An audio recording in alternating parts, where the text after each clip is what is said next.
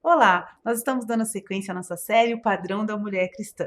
Todas as considerações que nós estamos fazendo estão pautadas em Tito 2, os versículos 3 a 5, onde a Bíblia fala que as mulheres mais velhas elas devem atingir um padrão de comportamento a fim de instruir as mais novas, de inspirá-las. Então, na medida que nós crescemos, eu posso entender que esse é o alvo que todas nós precisamos seguir. Afinal de contas, nós estamos envelhecendo a cada dia, então que a gente possa, sim, nos tornarmos maduras, aprovadas e atingirmos todo esse padrão de comportamento para que a palavra de Deus possa ser honrada, e a gente possa ensinar as mulheres que estão perto da gente, as mais novas, as nossas filhas, e discipulando-as, assim, acerca do que o coração de Deus anseia de nós. Nessa descrição de Tito 2, a Bíblia fala que nós também devemos ser boas donas de casa. E sim, a Bíblia fala sobre isso. Lá em Provérbios 31, no versículo 27, a Bíblia diz assim: atende, falando sobre a mulher virtuosa, atende o bom andamento da sua casa e não come o pão da preguiça. Bom, eu tenho uma canseira quando eu leio Provérbios 31, porque eu falo, gente, essa mulher chamada virtuosa, não por acaso, ela apresenta tantos aspectos diferentes de alguém que sabe empreender, que sabe ser boa dona de casa, que trata bem o seu marido, que trata bem os seus filhos, que sabe fazer negócios. E eu falo, gente, será que é possível, uma mulher ela desenvolver tantas habilidades diferentes?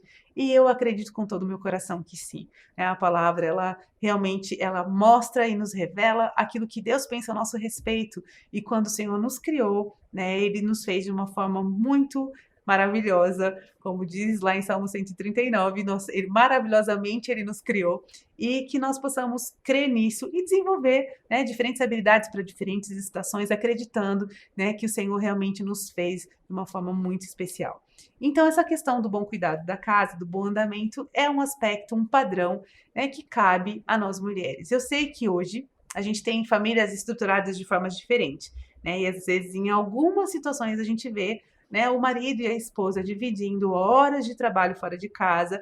Então, quando existe uma cooperação, uma parceria para que todo mundo possa estar envolvido, nesse cuidado, nessa manutenção da casa, é algo maravilhoso.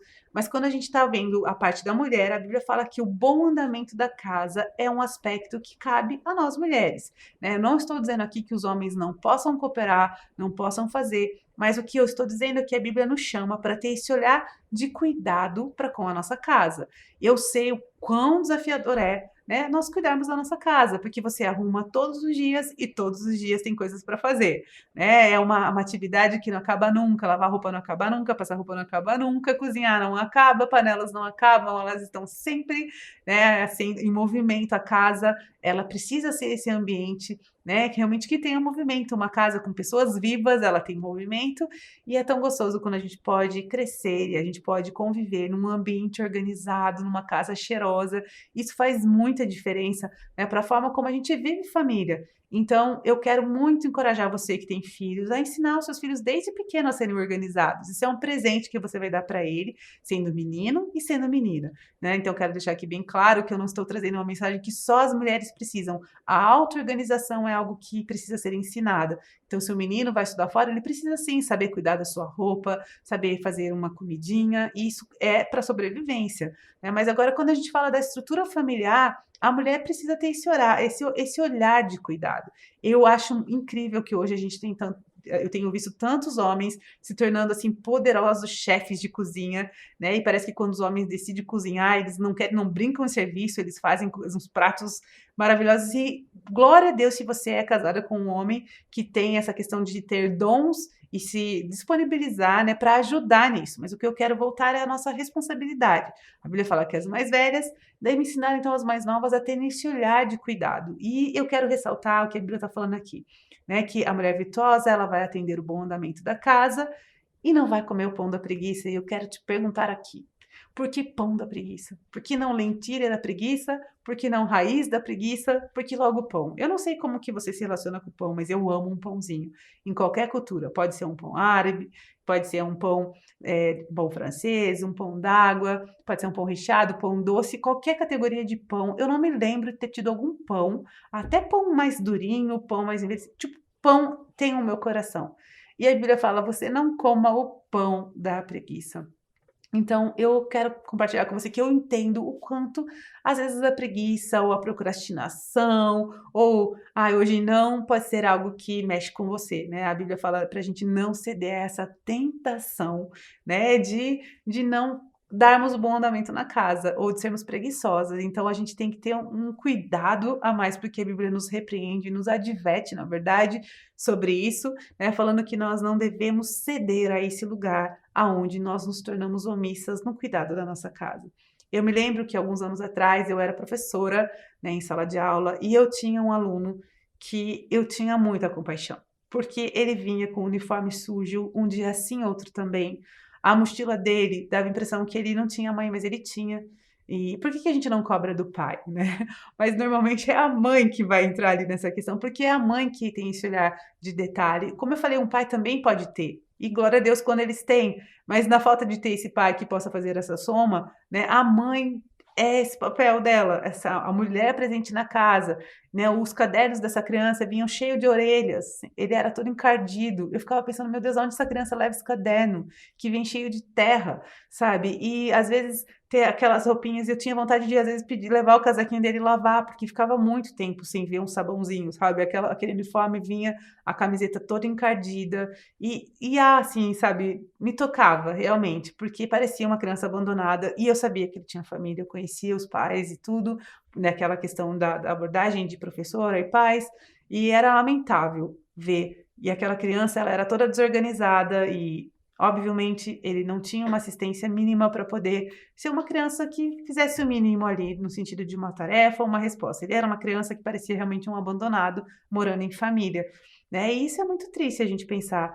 Então eu lembro, eu tenho as minhas memórias com a minha mãe foi sempre uma excelente dona de casa, e até hoje a casa da minha mãe tem essa característica de cheirar comfort, eu entro na casa dela e falo: "Mãe, sua casa cheira comfort, como você consegue, né, ter essa casa sempre cheirosa?". Então alguém que sempre foi muito dedicada, as nossas roupas eram impecáveis, né, o nosso uniforme sempre bonito, sempre limpinho, e mesmo a gente crescendo numa estrutura de família simples, né, esse olhar para com o cuidado da casa, para com a limpeza, sempre foi algo muito presente e me abençoou demais enquanto eu crescia, né, porque a gente podia ser uma família simples, porém limpinhos, né, uma família assim, a comida, as panelas sempre impecáveis, a louça sempre lavada, as roupas lavadas, e isso é algo sim que nós precisamos atentar. Hoje a gente vê em nome de um modernismo, né, em nome de algumas mensagens tão distorcidas que como se o nosso valor fosse diminuído quando alguém se apresenta como uma dona de casa, é como se falasse: Só isso?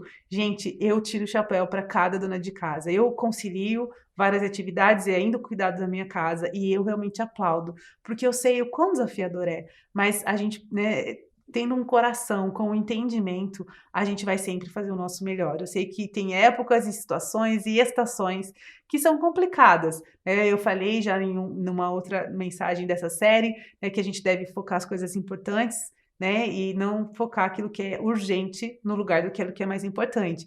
Mas sim, o cuidado da casa, o atendimento do bom andamento é uma tarefa que nos cabe.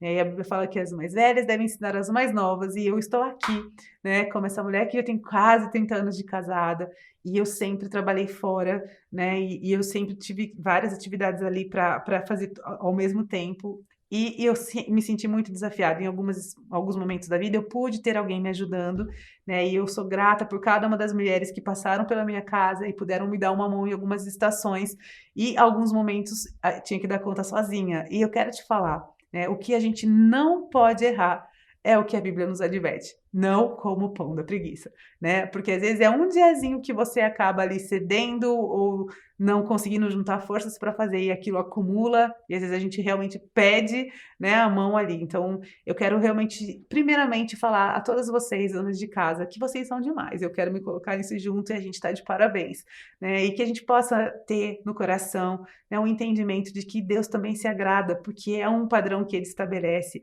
E a Bíblia fala: quer comais, quer bebais, ou façais qualquer coisa, né? Façais outra coisa qualquer, faça tudo para a glória de Deus, está em 1 Coríntios 10:31. Então você pode sim limpar o chão da tua casa, lavar as roupas da tua família, para a glória de Deus. E eu sempre procurei trabalhar isso no meu coração, quando eu me sentia cansada, quando eu me sentia sabe, aquela repetição das coisas, eu falava: "Deus, é para a glória do teu nome. Eu cuido da minha família por entender que ela é um presente, né, que essa é uma manifestação de amor e de cuidado, e eu quero fazer isso para a glória do teu nome". E isso me encorajava a mudar o meu coração, a mudar a minha atitude mediante as panelas, mediante o tanque, né, e vencer mais um dia. Então que o Senhor te dê graça e que você possa ser uma boa dona de casa. Eu amo a internet, que é cheio de dicas de como tirar manchas, de como melhorar o cheirinho e tudo, e que você possa usar todos os recursos, né. E outra coisa que você também pode perguntar para as mulheres que você conhece, que tem uma casa cheirosa, eu faço isso também sempre. Quando eu entro numa casa, eu falo: "Gente, tá tão cheiroso aqui, tá tão limpo, o que que você usa?" E vivo pegando marca de produto, e às vezes isso nos facilita o nosso dia a dia, dicas, né, de como a gente pode fazer isso bem. E eu sou grata porque hoje a gente tem tanta informação que pode otimizar o nosso tempo, né, e nos fazer bem-sucedida também nesse aspecto. Então que Deus te abençoe e que você tenha muito orgulho sim, né, de ser uma boa dona de casa do seu próprio lar. Deus abençoe.